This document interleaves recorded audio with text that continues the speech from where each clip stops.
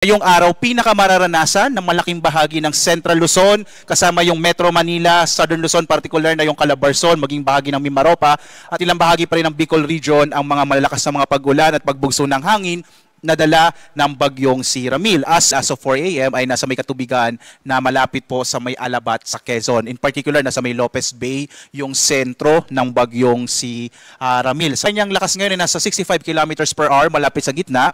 Pagbugso naman nasa 90 kilometers per hour. Napansin po natin, medyo bumilis na yung bagyo. Nasa 25 kilometers per hour pa kanluran, hilagang kanluran, itong bagyong si Ramil. Of 5 a.m. nga po, no, signal number 2 sa southeastern portion ng Quirino.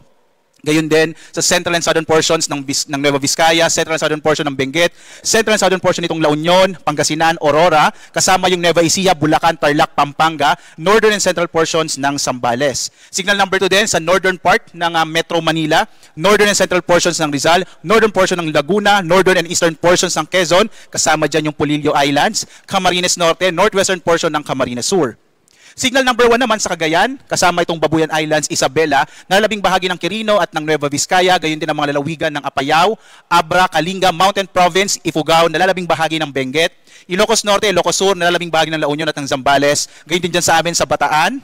Sa nalalabing bahagi po ng Metro Manila, signal number 1 din, sa nalalabing bahagi ng Quezon, ng Rizal, ng Laguna, kasama ang mga lalawigan ng Cavite, Batangas, itong Occidental Mindoro, kasama yung Lubang Islands, Oriental Mindoro, Marinduque, Romblon, nalalabing bahagi ng Camarines Sur, Catanduanes, Albay, Sorsogon, northern and central portions ng Masbate kasama yung Ticao at Burias Islands.